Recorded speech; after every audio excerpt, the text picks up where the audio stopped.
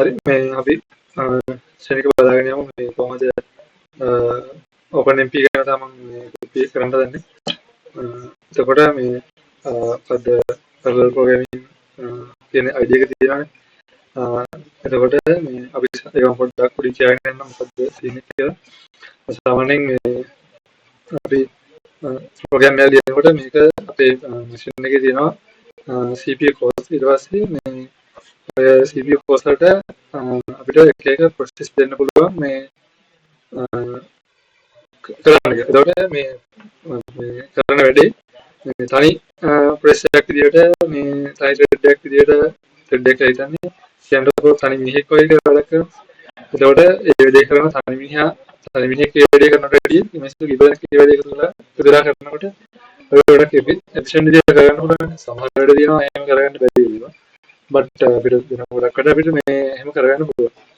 මේ එතකොට මේකේ තියෙන සීන් එක තමයි මේක අපි කම්පියුටර් එකක් ආසේ ඕක මේ අර මිනිස්සු එකම වැඩේ ඉවරයක් කරනවා වගේ මේ අපිට මේ ප්‍රෝග්‍රෑමින් ලැන්ග්වේජ් එකක් දැන් අපි C හරි මොකක් හරි ගොඩක් ප්‍රෝග්‍රෑමින් ලැන්ග්වේජ් වලින් අපිට මේක කරගන්න පුළුවන්. ගොඩක් අපිට ෆැමිලියර් විදියට මේ කරගන්න පුළුවන්. අපිට C හරි C++ හරි එතන මේක ෆෝල්ට් කරන කියලා එකක් තියෙනවා. මේ ඔය වගේ මේ හાર્ඩ්වෙයාර් එකට මේ ළඟ ලැන්ග්වේජ් එකකින් කරලා අපිට මේක ගොඩක් හොඳට කරගන්න පුළුවන්. ඒ නිසා මේක C++ C පාවිච්චි කරන් ඉතල මේ වගේ තියෙන වෙනම ලයිබ්‍රරි එකක් libraries තියෙනවා. දැන් C වල තියෙනවා ඒකට වෙනම ලයිබ්‍රරි එකක්. මේ අපේ parallel programming කරගන්න. හරි. එතකොට මේ ඔක තමයි මේ basic understanding එක. අදට මම මේ කරන්න දන්නේ OpenMP එක. එතකොට OpenMP කියලා කියන්නේ මේ ඔය වැඩේ කරගන්න අපිට තියෙන එක විදියක්. ඒතර තව තියෙනවා මේ මොකද්ද API persistent තියෙනවා. ඒතර ඒකත් තව විදියක්. දැන් API එක ටිකක් මේක රටදී මේ hardware level එකට ළඟයි. මේකේ නිකන් හිතන්නකෝ අපි C++ සහ Python වගේ ඉතින් ගත්තට පස්සේ ගොඩක්ම ළඟ මේ hardware එකට C++ ඒ වගේ දැන් මේ දෙකයි OpenMP එකයි persistent දෙක ගත්තාම ටිකක් high level විදිහට තියෙන්නේ OpenMP එක. මේකට වඩා අපිට මේ access තියෙනවා මේ persistent එකේ. හැබැයි persistent එක පොඩ්ඩක් hardware එකට ළඟයි. හරි. ඒතර මේක තියෙනවා මේ මම ලියාගත්ත නෝට් එක පැහැදිලි කරලා මේ ඉක්මනට කරගෙන යනවා. මත්තම් මේ කැසියසිය බලන්න මොකද්ද මේ persistent එකේ. ඒතර මේක ලියාගත්ත නෝට් එක මේ පැහැදිලි කරගෙන යනවා. OpenMP එකේ තියෙන මේ directives සහ clauses ගැන. එතකොට මේ directives කියලා කියන්නේ මම මේ අපේ tutorial එකේ තියෙනවා summary එකට ගියොත් අපි summary එකේ පොඩ්ඩක් පැහැදිලි තියෙනවා මේ directives කියලා කියන්නේ මොකක්ද කියලා. ඒක අපි සාමාන්‍යයෙන් program එක ලියනකොට අපිට basically කියන්නේ අපි parallel මොකක් හරි request එකක් කරනවා නම් අපිට මේ parallel කියන directive එක පාවිච්චි කරලා ඒක parallel කරගන්න පුළුවන්. ඊට පස්සේ for loop එකක් හරි do while loop වගේ පාවිච්චි කරනවා මේක. sections කියලා කියන්නේ අපිට section වෙන් කරලා ගන්න පුළුවන්. ඊට පස්සේ single කියලා කියන්නේ එකයි. මම මේක වෙනම ආයෙ පැහැදිලි කරන්න නෝට් එකත් එක්ක. ඒතරම් මේ set එක තමයි කියන්නේ මේ මොකද්ද directives කියලා. හරි.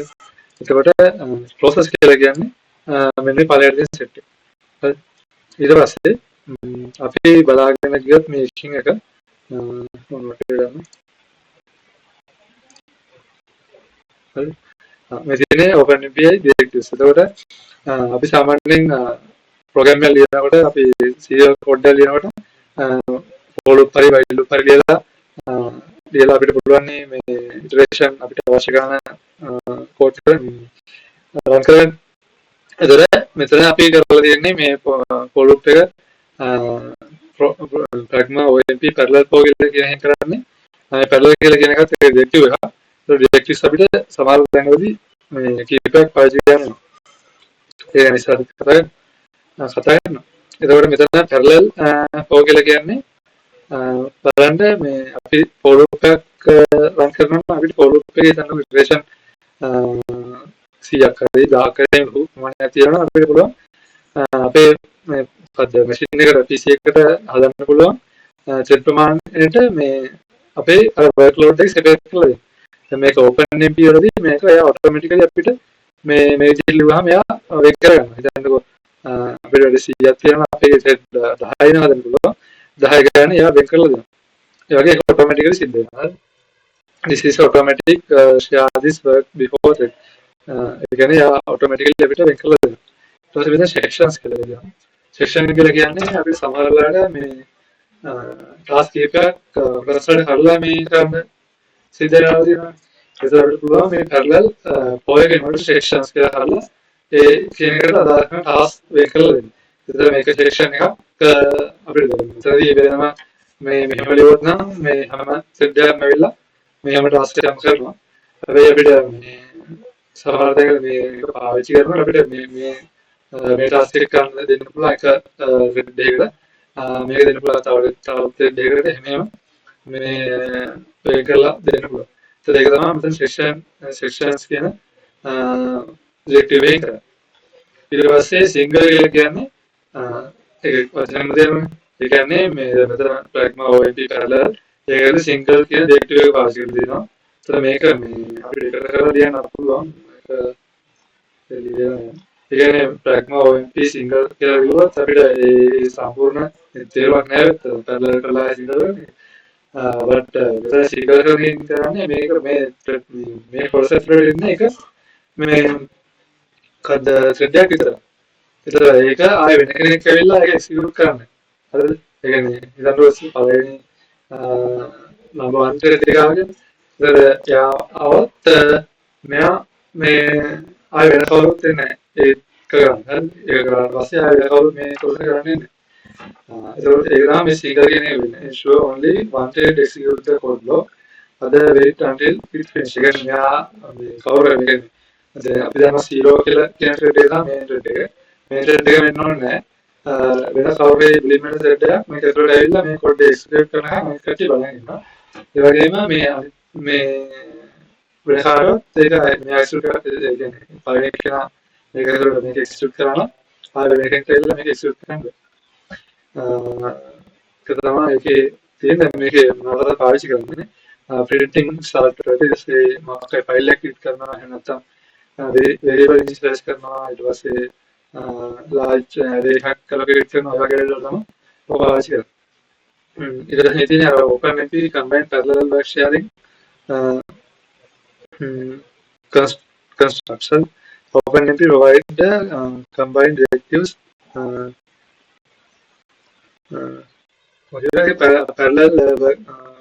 parallel work sharing, parallel path work sharing, again අපි දැන් මෙතන work sharing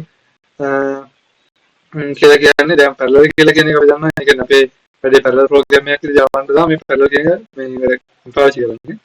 work sharing කියලා කියන්නේ අපේ දැන් වැඩි share කරගන්න එක විදිහක්. හරිද? දැන් මෙතන අපි එකක් තමයි for කියලා කියන්නේ. ඒකෙන් අපි දැන් වැඩි මේ වෙන් කරලා දෙනවා thread keep එක. ඒතර මම අර කිව්වේ මේ parallel කියන එකයි අර work sharing construct එකයි මේක ලියලා අපිට මේ program එක තව සරල විදිහට ලියා ගන්න පුළුවන්. ඒකේ වෙන වාසිය තමයි මේ කියන්නේ එකම result එක ගන්න දෙන්නේ. clean code same performance less nesting කියලා කියන්නේ මේක ඇතුලේ තව මේ වරහණක් දාන්න ඇති මේ ඒ වගේ වෙන්නේ. ඊට පස්සේ same syntax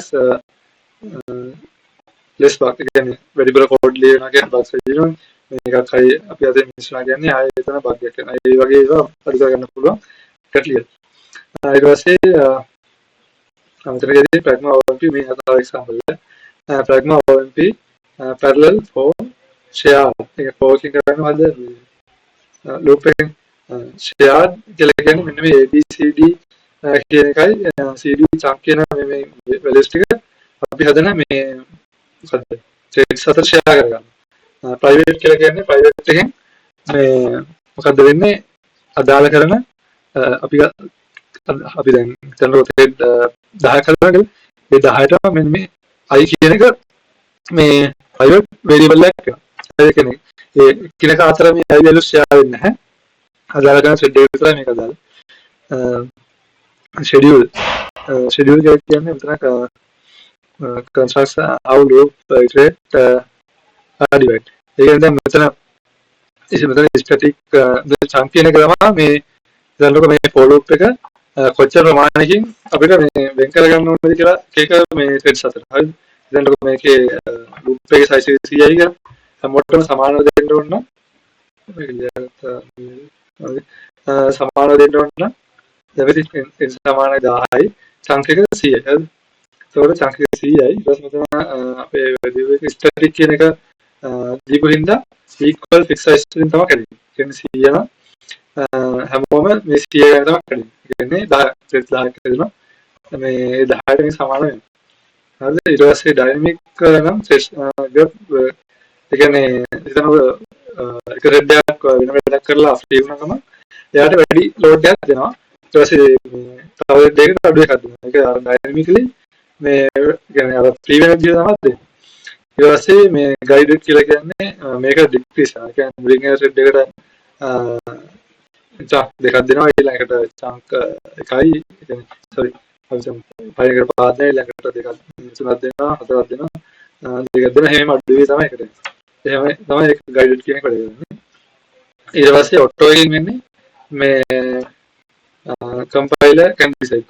කියන්නේ compiler එකට මේක decide කරන්න පුළුවන්. එයා තමයි ඒක තීරණය කරන්නේ. අපි කියන්නේ එයාගේ automatically මේ compiler decide කරලා තමයි ඒක මේ මොකද්ද chunks දෙන්නේ. අදාළ කරන මේ thread එක. ඒක තමයි ඒක වැඩ කරන්නේ.